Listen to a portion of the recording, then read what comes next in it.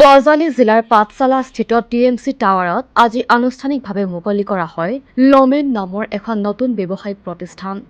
উদ্বোধনী অনুষ্ঠানত উপস্থিত থাকে বজালী জিলাৰ মাননীয় বিধায়ক ধৰ্মেশ্বৰ ৰয়, অসম পৌৰ বঁটা প্ৰাপক কৃষ্ণ ৰয়ৰ লগতে বহুতো বিশিষ্ট ব্যক্তি আৰু স্থানীয় গণ্যমান্য লোক।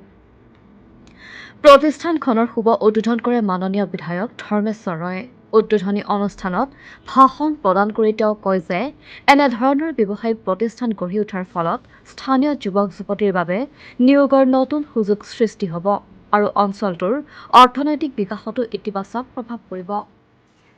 লমেন প্ৰতিষ্ঠানত গ্ৰাহকসকলে লাভ কৰিব উন্নতমানৰ শ্বাৰ্ট, টি-শ্বাৰ্ট, পেণ্ট, জিন্স আদি বিভিন্ন ধৰণৰ আধুনিক সাজ-পোছাক।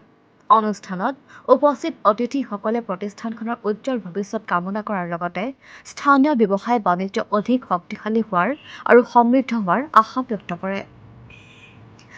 পাঠশালাত নতুন ব্যৱসায়িক প্ৰতিষ্ঠান লমেনৰ শুভ আৰম্ভই স্থানীয় বাণিজ্যিক ক্ষেত্ৰখনলৈ এক নতুন সম্ভাৱনাৰ দুৱাৰ মুকলি কৰিছে।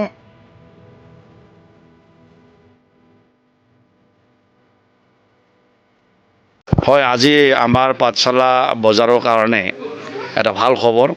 ইতিমধ্যে পাঠশালাত এটা নতুন ব্যৱস্থা আমাৰ আৰম্ভ হৈছে। উচ্চমানৰ দোকানবিলাক, কাপোৰৰ দোকানেই হওক, বিভিন্ন দোকানবিলাক পাঠশালালৈ আহিছে, আমি আদৰণি জনাইছোঁ।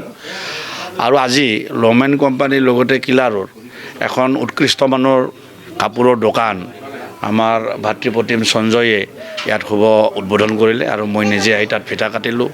আমাৰ লগত আমাৰ বজালীৰ আবাহন থিয়েটাৰৰ প্ৰতিষ্ঠাপক প্ৰযোজক অসম সৌৰভ, আমাৰ গৌৰৱ কৃষ্ণৰায় ডাঙৰীয়াৰ লগত আছে।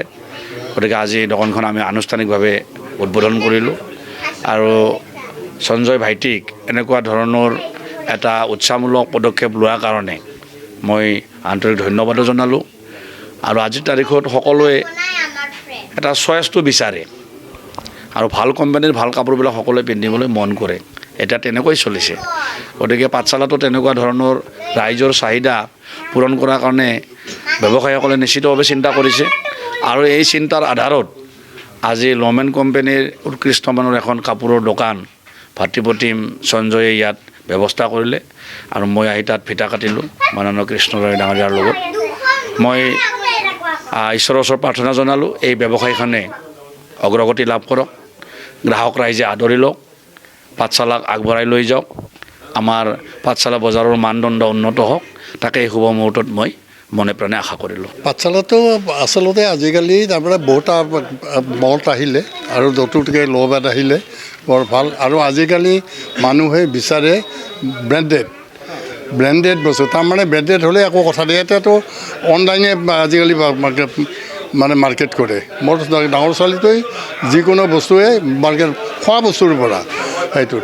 কিন্তু কথা হ'ল কি, এটা ষ্টেণ্ডাৰ্ড গাড়ী এখন দোকান এটা আমাৰ পাঠশালালৈ আহিলে, সঞ্জয় আনিলে। সঞ্জয় এইটো ইয়াক ধন্যবাদ দিছোঁ এইকাৰণে, কাৰণ আমি আৰু এটা ভাল মল্ট এটা পালোঁ। আমি 3-4টা আছিলে আগতে, আজি আৰু এটা আহিল। সঞ্জয় এটা ইয়াত দিয়াৰ কাৰণে আমি সুখী। আৰু কিবা এটা সামগ্ৰী লোৱা দেখা গৈছে। নহয়, মই ল'ম এতিয়া। মই সেইটোত কিবা এটা প্ৰথম দিনা আহিলে কিবা এটা লোৱাৰ এটা নিয়ম এটা, সেইকাৰণে মই ল'ম এটা। শুভেচ্ছাটো এইটো ক'লোৱে, মইতো ক'লোঁ যে এটা যিকোনো ব্যৱসায় কৰিলে এটা হেৰি লাগে, ধৈৰ্য লাগে। তোমাৰ ধৈৰ্য লাগিব, বহুত ধৈৰ্যৰ ফলতে মানুহে ওপৰলৈ উঠিব পাৰে। তোমাৰতো আচলতে যিমূলাবাৰে দুপাততে চিন বুলি কয়। এওঁলোকে আগতে হেৰি কৰিছে, এওঁলোকে ভাল ব্যৱসায় কৰা মানুহ, গোটেইবিলাকে ব্যৱসায় কৰে অহাৰ ঘৰৰ মানুহ মই ভালকৈ জানো আগৰ পৰাই। গতিকে এইটো উন্নতি হ'বই আৰু মই আশীৰ্বাদ দিছোঁ। আমাৰ পাঠশালাৰ মানুহখিনিও আহি ইয়াতে তোমাক সহায় সহযোগ কৰিব আৰু আমি যিমান পাৰোঁ সহায় সহযোগ কৰিম। তোমাৰ শুভেচ্ছা দিলোঁ, খুব ভাল হ'ব।